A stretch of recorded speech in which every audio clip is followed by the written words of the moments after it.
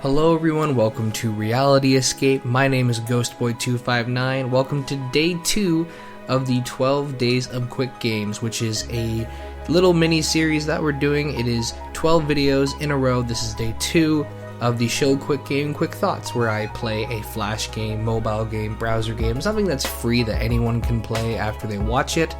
And I kinda talk about it. I try to dissect it and give you thoughts on it. Sometimes it's a game that people recommend to me, and sometimes it's a game that I just remember from my childhood that I feel nostalgic about, and I hope that other people feel nostalgic about too. And I'm sorry if I sound a little zoned out or droned out at the moment. I just finished 2.5 hours of Stick RPG, and boy was that a grind. So Stick RPG, 2003 to 2005 is when it was made. You start off as your character, of whom you get to name whatever you want, and you've got your 3 stats: charm, intelligence, and strength, and you can put points into whatever you want. We'll break down what those do in a second. Basically, you can choose between how many game days you want to play, or you can just go unlimited. I did unlimited just because I didn't want to get far and make progress and then accidentally screw myself over and not have finished something. Basically, there are like self-imposed challenges, so there's nothing that's like, get this much money by this point in the game or by the end of this day, but the game encourages you to set your own challenge and do that. So maybe if you and your friend were both playing it, you would take turns, and whoever had the most money by the end of the 40th day would be the winner or something like that. So what we have here is your charm, intelligence, and strength, and these will come into handy. Intelligence will come in handy when you are trying to get a job. Strength will come in handy when you're trying to fight someone, and charm will come in handy when you're trying to rob someone, which sounds weird, but charm really only comes in handy when you're actually trying to rob people, which is very strange indeed. You start up with a little bit of money. First off, we'll start off with the apartment that you start off in, which you can sleep and then check your messages. The messages only happen every time you get a promotion, so you would think that you'd be checking your messages all the time. Does not appear that often. You've got this little mini city that you can walk around in, and there's not a whole lot to do here, but we'll run through kind of what everything does. First off, at the very beginning of the game, you'll see cars, and the cars they can hit you if you're standing in the way of the road. However, after a while, they just stop showing up. I don't know if that's intended or not, but after a while, the cars they cease to be there. You can kind of go to the edge of the map and see them, that they're just hanging out. I don't know if that's intentional or not. You'll also notice that in some of the footage, my stick figure goes from blue to white. Don't know why that is either. It just is a thing that happened. So the first building that you're mainly going to be going into is probably McSticks, which is your workplace. However, if you have a high enough intelligence, you can get out of here fairly quickly. McSticks is just a place where you can buy food to replenish your health. There's only really a couple situations in which your health can go down, which we'll get to in a second as we cover each building. The other building that you're going to be spending most of your time is the New Lines Incorporated building, which is the large slanted one right across the street. And this is basically where you want to be able to work. You need to have intelligence to get up. I think it's like 20 intelligence for one job, then like 40, then like 80, and if you want to get the max amount of money, which is I think $100 an hour on a 6-hour shift, you want to get at least 250 intelligence. So if money is your main priority right off the bat, which it probably will be, you can kind of just put all your points in intelligence and then get a job here right away instead of working at McSticks, which is might be a parody name of something. Besides that, you'll also be spending money at the bank, and the bank has basically you can get a loan from the bank if you really need to buy something, which would only really make sense if you're playing on the time limited days. If you're doing unlimited time, it really doesn't make that much sense to do it, because you can just be patient and wait. That being said, it also has an interest rate, so when you get money, if you end the day with money in the bank, you will make interest on that. So the more money you can put in there, the better. Although late game, once you have a lot of money, the interest rates end up being like 0.2, 0.3%, so the earlier you can get your money in there and keep it in there, the more interest will rack up. I feel like I'm giving you guys like real life lectures right now. Like I had a meeting with my bank person like a month ago, and I'm just repeating all this nonsense to you. But hey, if you guys don't know about your financials, you should be involved, and especially if you're over 18, go talk to someone who works at your bank and start an RRSP and all that fun stuff. Anyway, enough with the life advice. Speaking of life advice, go to school. we have the U of S, the University of Stick. And there are 3 things that we can do here in the University of Stick. You have study, which will give you +1 intelligence, go to the gym, which will give you +1 strength, and then you can go to class, which will actually give you +2 intelligence, but it costs you $20. So it's a little bit more expensive to do that. And basically, you can't just like keep clicking study +1 intelligence forever. There's a little clock on the top which tells you how many hours you have in the day, which depending on when you wake up, and that there actually are different factors into that. I think at a normal point you wake up at like 7 o'clock or something like that. Working will take you work in 6-hour shifts, so you can technically work like 3 times in a day. There's a store that sells caffeine pills that makes you wake up earlier so you can work more in a day, but it costs $45 for like 1 day to do that. But as you get later game, it's way more efficient to do that. And then there's a bed that you can upgrade as well. So another thing I didn't mention, at the bank, besides just giving money, you can also buy houses from them, I guess, for some reason. And you can upgrade your apartment. And right across from where your apartment is, there's actually a store called the Fine Line Furniture Store.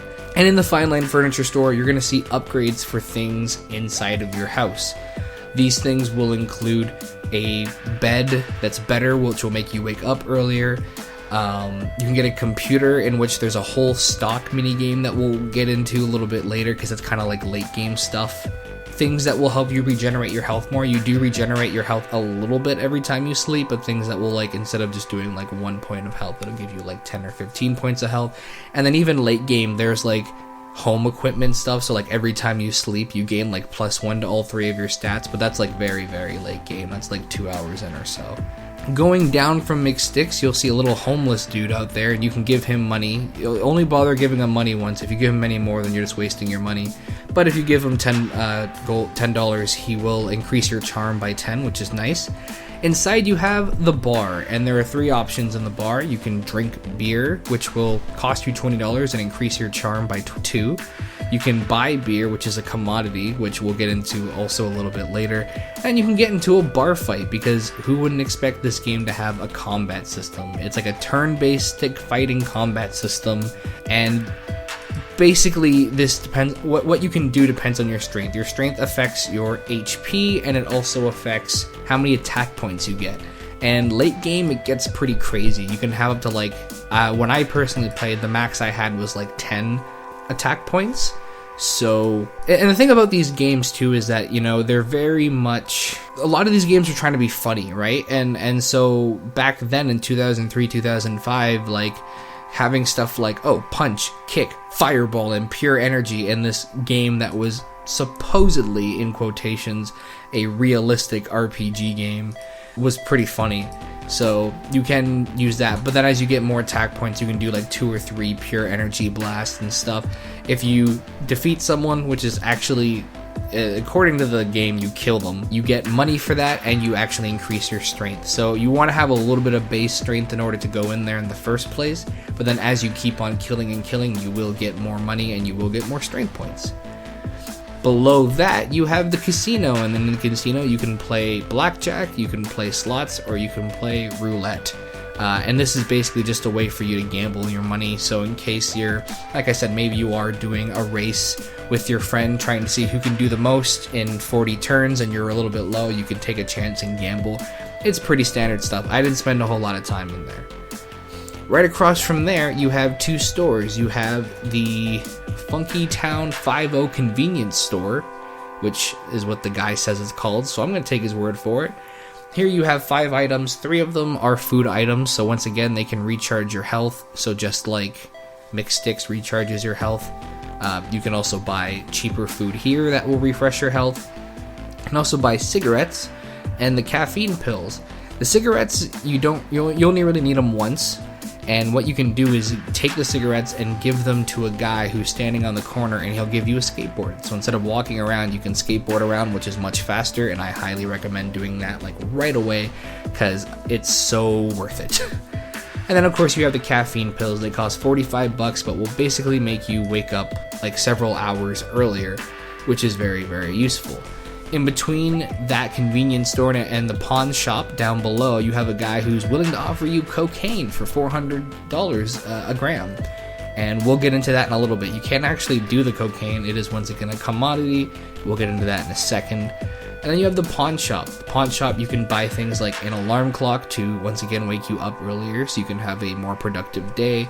You can get a knife to defend yourself. I don't actually know at what point the knife comes in handy. Originally I thought it was something to do with the bar, but I never actually had the opportunity to I bought the knife, I just never came into play. You can also get a handgun, and the handgun is once again not something you can use in the bar, and it comes into play with the thing that we're about to talk about right now, which is the bus depot. Now the bus depot can take you to I think it's 6 different locations. And basically what can happen is you can buy commodities, aka cocaine or beer. You can pay the $100 to $130 to travel somewhere, and then you can try to sell that product, that commodity. There are a couple things that are not specifically said that you should be aware of. If you're carrying money and you get robbed, you lose all that money, so put any money you don't need in the bank. People will try to lowball you. I had someone try to offer me like $20,000 worth of cocaine. They tried to pay like $800 for it, and you can say no, but then you've wasted your whole day plus the $100 for the trip. The other thing too is that if you have lower than 200 strength, you will most likely get robbed quite often. And sometimes the little stories are kind of interesting in how you get robbed. My personal favorite was the one where a bunch of Girl Scouts beat me up and stole all my money and all my cocaine. And I had like $12,000 on me because I was like, oh, well, no problem with this. But this is a very late game thing, and so it's kind of like a goal that you can strive towards. So as you increase your job, you get more money, you save up money, and you buy a house. And with the house, you can buy a better apartment building. Eventually, you can buy your own mansion, and eventually, you can buy a castle. Most likely you've gotten this money by becoming the CEO of the New Lines Incorporated business, which requires, I think, 250 intelligence to get up there. Once you have the castle, you can't upgrade anymore, but as you upgrade your house, you will get more unlocks, like I said, in the furniture store. And then from there, it's pretty much, once you have the castle, there's really not a whole lot to do in the game. You can increase your intelligence. Once again, like I said, there's a car that you can get so you can kind of drive around, which makes traveling a little bit better, but it's not like the map is terribly long, so it's almost like kind of awkward to like press C just to turn on the car and drive around. It feels a little bit redundant, but if that's your thing, then absolutely go for it. I think that I don't know what the actual number is. I want to say it's like 300 is probably what I had when I unlocked it. For fighting, you can, for strength rather, besides the 200 limit that you need to most likely not get robbed while selling cocaine, it's really only used for the bar fights. And then for charm, I mentioned that once you get the handgun, you can rob a place, and that is actually directly affected by your charm for whatever reason. I didn't bother to get my charm up high enough so that I could rob the bank, but I did rob the convenience store a couple times. And that's pretty much all there is to do in the game. Stick RPG is tremendously ambitious, especially for a game that was just kind of put out for free on the internet. There's a lot to do, but it definitely starts to feel like a grind. Like I said, I played for 2.5 hours, although admittedly about half an hour that was probably my fault because I thought I needed $1 million for the castle and I only needed 500,000. But that being said, the main things you're going to be doing a lot is you're going to be going to the university in order to get promoted to CEO, and you're just going to be working 4 shifts a day, just 6 hours, 6 hours, 6 hours, 6 hours, going to sleep, doing that over and over again. Eventually, when you buy a computer, they have this stock mini game, and this is actually something that's like very, very impressive for this game, and probably what took up the most of my time. I probably spent most of my time doing stocks, because basically you buy in, and then stocks go up and down, and you try to buy low and sell high. It's not like the most in-depth thing. The nice thing is that it really simplifies it so that it pretty much straight up tells you, oh, this is how much you bought in for, so you can like look at the price that it's selling for now. The only thing is that if you buy all your units at one price and then buy more units at a different price, it only tells you one of the prices. So not that I expected it to like give you the exact numbers of what you bought for what price, but sometimes you just kind of want to make a mental note of that. Otherwise though, it's actually it's a lot more in-depth than I thought it would be when I first tried it out. And at first I was kind of confused by it, but now that I have messed around with it, I actually didn't mind it. And then it's kind of a game between like, okay, I'm going to work and then I'm going to go check my stocks and then I'm going to put money in the bank. And it's like, oh, well, these stocks are really low, so I'm going to go withdraw all the money from my bank and put it in stocks. And you can kind of play the game a little bit. If you put a lot into one thing, it will almost always, it'll either go up for a couple days or it will always crash down to like $1 per stock. But if you can keep it at $1 per stock, put all your money in there, and then wait for it to grow to like $2, which is probably the max it'll grow, then you pretty much doubled your money and you can kind of keep doing it that way.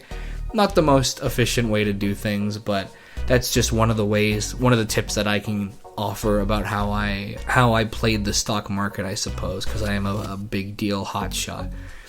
Besides that though, it really is a grind. I think playing unlimited immediately, like, there's no end game once you have all this stuff. Like, I had an extra $500,000 and I was just like, I have no idea what to buy. Once again, it's a free flash game on the internet made 16 years ago. 2003 to 2005 is what the main title said. I was 8 to 10 years old probably when this game came out. 8 to 10. That's crazy. So the amount of effort that's already been put into this is great. There is a little bit of crude humor in here, but like back when flash games were first coming out, because it was a lot like when YouTube first started. You know, there was no companies or anyone censoring these games or saying you couldn't do this or couldn't do that, so people put in cocaine, people put in gunfights with like fire blasts and energy pulses and smokes and cigarettes and stuff like that. Like, especially as we go through a lot of these older flash games and point and click stuff, you're going to see a lot of that very like crude humor for sure. I haven't played Stick RPG 2. I probably will at some point for the channel, because I know that it's added a lot of things. This is a game that as a kid I probably would have started over and over again, but not having saved or like kind of getting bored after 20 minutes. Playing it through and doing the whole grind wasn't that bad, but it's really like there's so much to do. I really think the biggest thing is just once you've done it all, it's kind of like a grind. It's like it's kind of like got that idle game grind feel to it, just minus there's a couple more controls and buttons. There was definitely a section where like I was listening to a podcast and 45 minutes it was just me going to work, working 4 shifts, coming back, checking my stocks, putting everything else in the bank, and just doing that for like 45 minutes straight. It's a time waster, right? That's what these games are. But I enjoyed it. I thought it was really good. If you've played it, let me know. If you haven't played it, maybe go try it out. I wouldn't recommend doing the whole unlimited thing. I would recommend trying to maybe just do 40 days and see how you feel. I think I did 250 days, upwards of that. So, like I said, a little intense, but I wanted to see what there was to do, and I think I've pretty much done everything. It is kind of funny that by the end of this game, you're the CEO of a company while still getting into bar fights and murdering people. And you can actually die in this game. If you die, the game is over, but also the world at the very end is edgeless, so if you just fall off the edge of the world, you'll die. But anyways, that is the game. You know, the whole idea of the game is to kind of get your net worth as high as you can. And if any of you are going to go check out this game, I will tell you the biggest hint right now is in your inventory screen, there is a little button that looks like a house that will take you straight to your house. I didn't know that for a long time, so for a long time I was just zipping back and forth. But that is a lot easier to just click the button and go back. Like I said, late game, very repetitive, but if you're just like trying to do a head-to-head thing or just trying to see how much money you can make in 15 to 40 to 100 days, then I can see it being a thing. And if I can, I'll see if I can find someone who maybe wants to do a challenge with me. I'll give them a couple hours to mess around, and then maybe we'll do a challenge to see who can get the most money in a certain amount of days, and I'll upload it on my gameplay channel, JafferDub. if you guys would be interested in that. As always, if you guys have games to recommend to me, feel free to leave them down in the comments. This is being recorded right now near the beginning of December because for the 12 games in a row, I wanted to have them all done in advance. But I do promise you that if you've been commenting on every video, I read every single comment on the channel. I've seen everything. I've gotten all your games written down on the list. I'm just doing the games that I made on my own list first, which by the end of like January, February, I'll be moving on to your suggestions, so I'll be looking for more of those, plus mobile games and free Steam games and all this other stuff. I hope you guys are enjoying the series so far. This is day 2 of day 12, so there's plenty more to come. And happy Boxing Day to any of my fellow Canadians out there. I think that's just a Canadian thing, I don't remember. But hope you guys have a good break, and I'll see you tomorrow for another quick game.